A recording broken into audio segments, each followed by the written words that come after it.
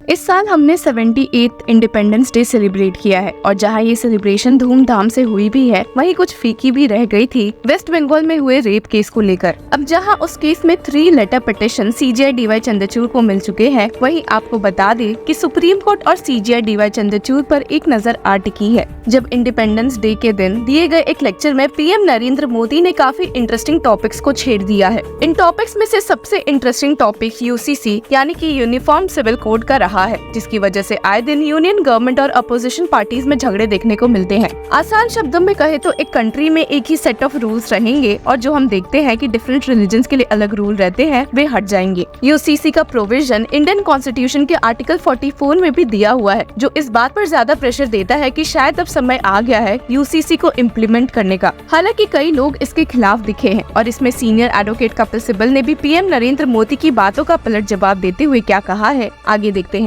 असल में opposition PM Narendra Modi को आए दिन इस बात के लिए फटकारती है कि वे UCC लाकर सिर्फ मुस्लिम के पर्सनल लॉस को हटाने की बात करते हैं और उनके राइट को वायलेट करना चाहते हैं। पर एक जोरदार झटका देते हुए PM नरेंद्र मोदी ने इंडिपेंडेंस डे के दिन UCC को लेकर क्या कहा है, एक नजर डाल लेते हैं। अनेक बार आदेश दिए हैं, क्योंकि देश का एक बहुत बड़ा वर्ग मानता है और उसमें सच्चाई भी है कि जिस सिविल कोड को हम लेकर के जी रहे हैं, वो सिविल कोड सचमुच में तो एक प्रकार का कम्युनल सिविल कोड है, भेदभाव करने वाला सिविल कोड है। ऐसे सिविल कोड से जब संविधान के 75 वर्ष मना रहे हैं और संविधान की भावना भी जो हमें कहती है करने के लिए, देश की सुप्रीम कोर्ट भी हमें कहती है करने के लिए, और तब जो संविधान निर्माताओं का सपना था, उस सपने को पूरा करना हम सबका दायित्व है। और मैं मानता हूं इस गंभीर विषय पर देश में चर्चा हो, व्यापक चर्चा हो, हर कोई अपने विचारों को लेकर के आए और उन कानूनों को जो कानून धर्म के आधार पर देश को बांटते, जो ऊंच नीच का कारण बन जाते हैं, ऐसे कानूनों को आधुनिक समाज में कोई स्थान नहीं हो सकता है। और इसलिए मैं तो कहूंगा अब समय की मांग है कि देश में एक सेक्युलर सिविल कोड हो। हमने कम्युनल सिविल कोड में 75 साल बिताए हैं, अब हमें सेक्युलर सिविल कोड की तरफ जाना होगा और तब जाकर के देश में धर्म के आधार पर जो भेदभाव हो रहे हैं, सामान्य नागरिक को जो दूरी महसूस होती है, उससे हमें मुक्ति मिलेगी।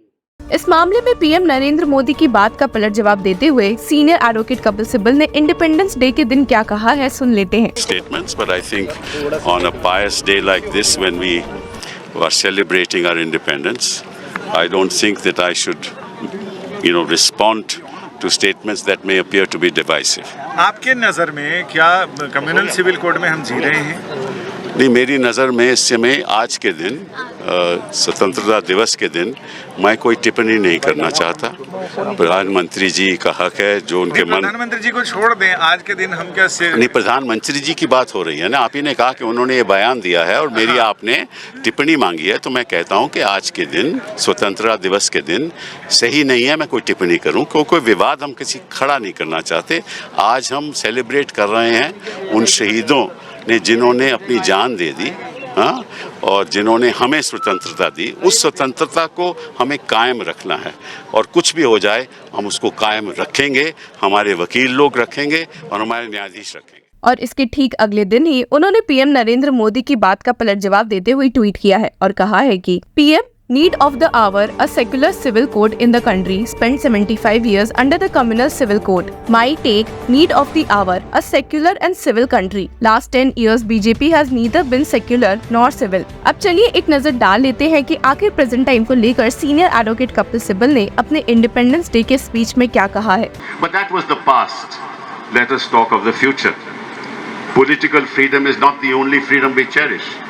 The real freedoms will only come about when our people are free of discrimination, free of inequality, free of the squalor of poverty. And the fact that there are provisions in the Constitution which require the court and Parliament to do acts in favor of certain sections of the community is an example of an admission that we are not free. We need to be free. We need to get rid of inequality. We need to get rid of poverty.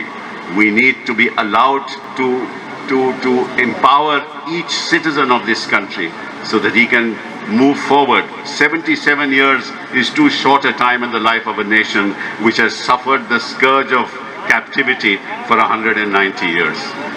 We all need to take a sankalp today, here, now, everyone in this country that I will not wait till the last man at the bottom of the pyramid. आपको बता दें कि PM Narendra Modi के इस speech से opposition और नाराज दिखी है और इस मामले में कांग्रेस लीडर पवन खेरा ने वापस से पीएम मोदी को फटकारते हुए क्या कहा है, सुन लेते हैं। आप मुझे एक बात बताइए, आम आदमी किसी से बात कर दीजिए, लगता ही नहीं कि देश का प्रधानमंत्री बोल रहा है, लगता है बीजेपी का एक छोटा मोटा नेता बोल रहा है। ये अच्छी बात नहीं है। प्रधानमंत्री हैं देश के, उनको अपने पद की मर्यादा का ध्यान रखना चाहिए। संविधान की शपथ लेते हैं और बाबा साहब अम्बेडकर द्वारा बनाया गया कोड, उसको आप कम्युनल कोड कहते हैं। अटल जी के खिलाफ एक तरह से बोलते हैं कि पहली सरकारों में आतंकवाद के हमले होते थे। अटल जी के वक्त मैं मानता हूं कि संसद पे हमला हुआ था, मैं मानता हूं कि कंधार का विमान अपहरण हुआ था, ये सब हुआ, हम जानते हैं। लेकिन आज के दिन अटल जी का अपमान करना, कम से कम अटल जी ने आईएसआई को पठानकोट का निरीक्षण करने तो नहीं बुलाया था। देखना ये होगा कि इस केस में नेक्स्ट कदम यूनियन और अपोजिशन दोनों का क्या रहता है। Till then keep following law Chakra. And I still remember the words of Subhash Chandra Bose. He said, "Give me blood and I will give you freedom."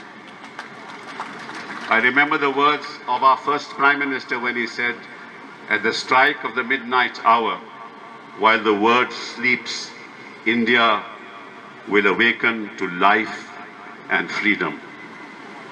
Those words I still remember, and they ring in my ear and will ring till I move on. That's the freedom that we cherish. And on August 15, this happened on August 14 midnight. On August 15, in his address in All India Radio, he said, "I am the first Prime Minister, I am the first servant of the people of India." This is the spirit in which we wanted to uphold the values of our Constitution. But that was the past. Let us talk of the future. Political freedom is not the only freedom we cherish. The real freedoms will only come about when our people are free of discrimination, free of inequality, free of the squalor of poverty. And the fact that there are provisions in the Constitution which require the court and Parliament to do acts in favor of certain sections of the community is an example of an admission that we are not free. We need to be free. We need to get rid of inequality. We need to get rid of poverty.